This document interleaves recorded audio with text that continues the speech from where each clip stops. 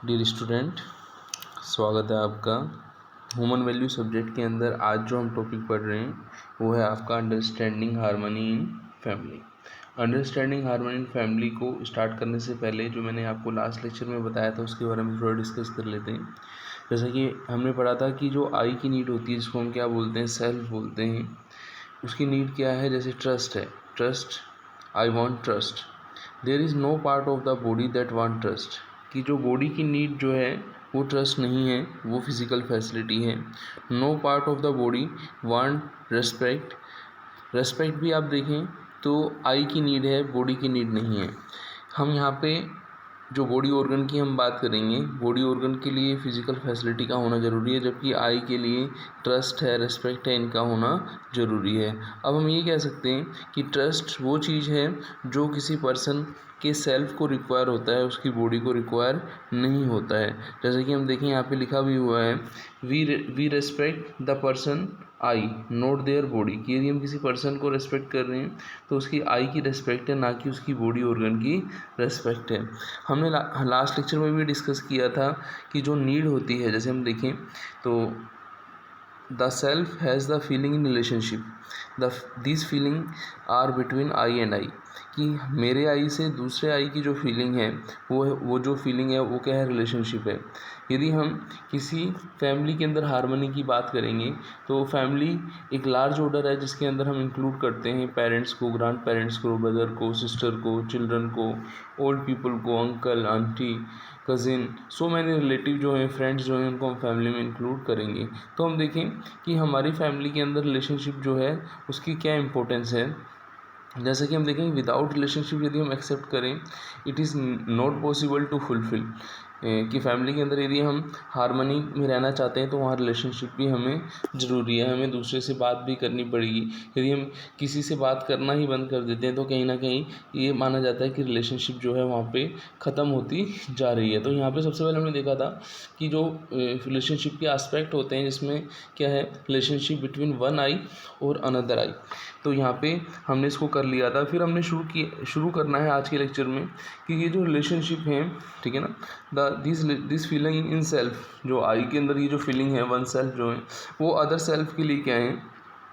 तो यहाँ पे हमने ये भी बात की है, we can see that feeling in relationship are actually definite, not vague. These are value characterise relationship like trust, respect, affection. Living with this value, we are able to participate in right way as a human being. यदि हम human being है तो जो trust, respect, affection है, ये हमारी आई या self की नीड है। आई और सेल्फ की नीड जो है, ये जो डेफिनेट मैं यहाँ पे वर्ड जो यूज़ कर रहा था, ये डेफिनेट का मीन्स ये हुआ, ये चीज़ें जो है 9 फीलिंग होती हैं, इनको हम आगे भी डिस्कस करेंगे। 9 फीलिंग क्या क्या है उनके बारे में हम पढ़ेंगे।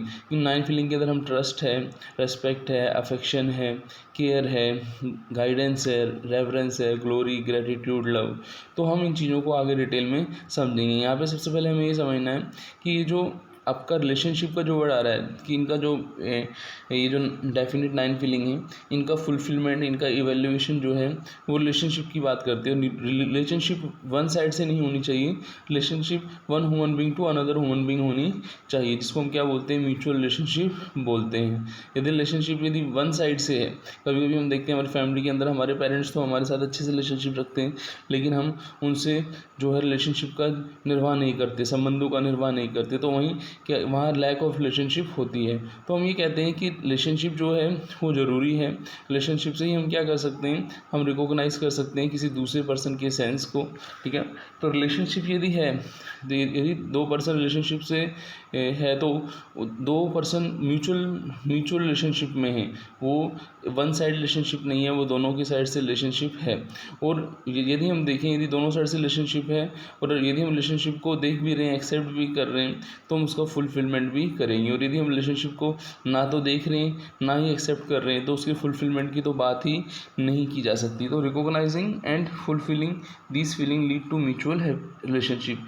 यदि हम बात करते हैं कि यदि वन पर्सन दूसरे पर्सन से अपने रिलेशनशिप को आइडेंटिफाई करता है और उसका निर्वाह करता है, तो कहीं ना कहीं हमें क्या करता है, आगे क्या करता है, म्यूचुअल रिलेशनशिप में हमें हेल्प करता है। तो हम ये बात करें कि यदि हम म्यूचुअल रिलेशनशिप में हैं तो हम फुलफिलमेंट करते हैं, तो हम जो सोसाइटी के अंदर, जो फैमिली के अंदर हारमनी है उसको हम पूरा करेंगे। इस बात को थोड़ा और आगे बढ़ाएंगे। यहाँ पे हम देखेंगे, once we have recognized the existence of human relationship, we are subsequently able to identify the feeling values.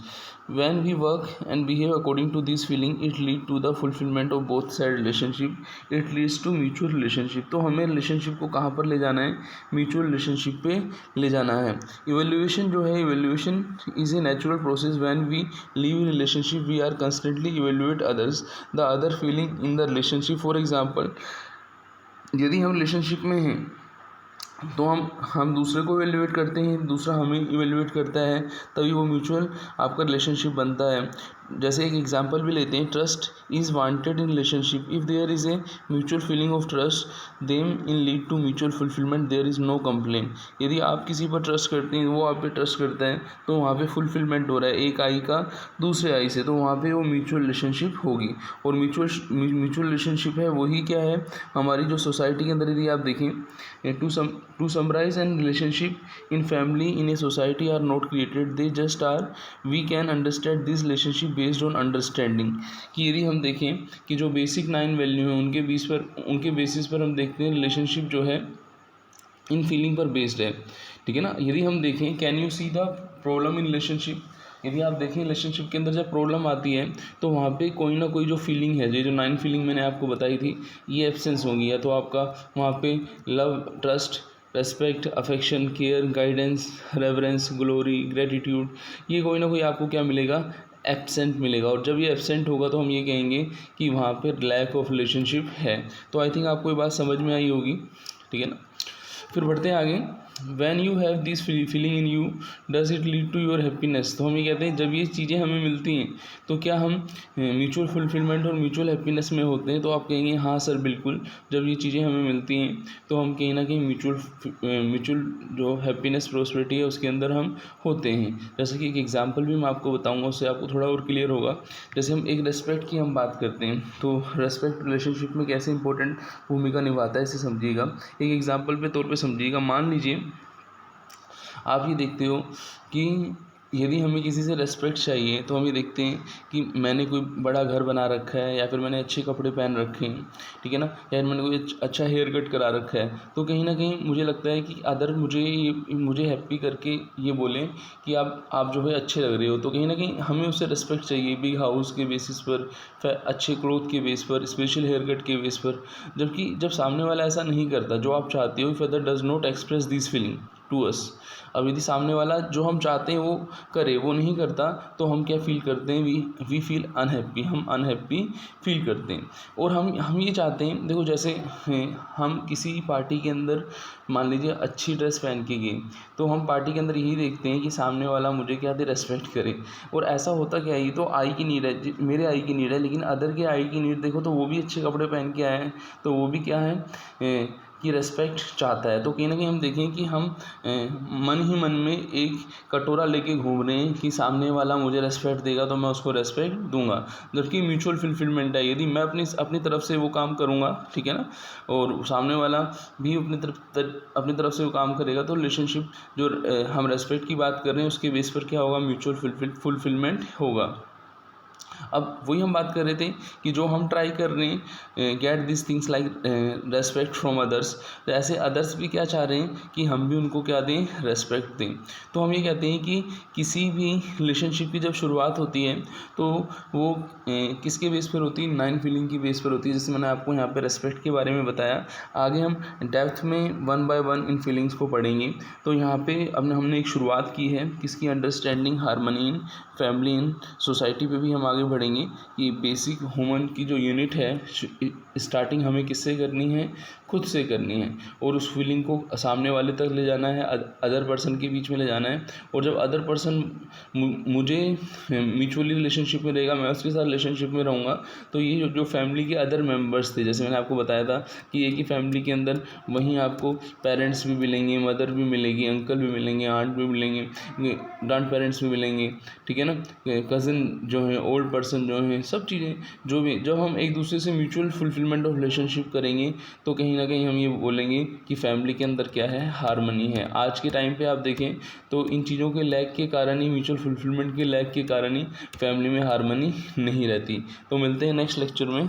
Thanks.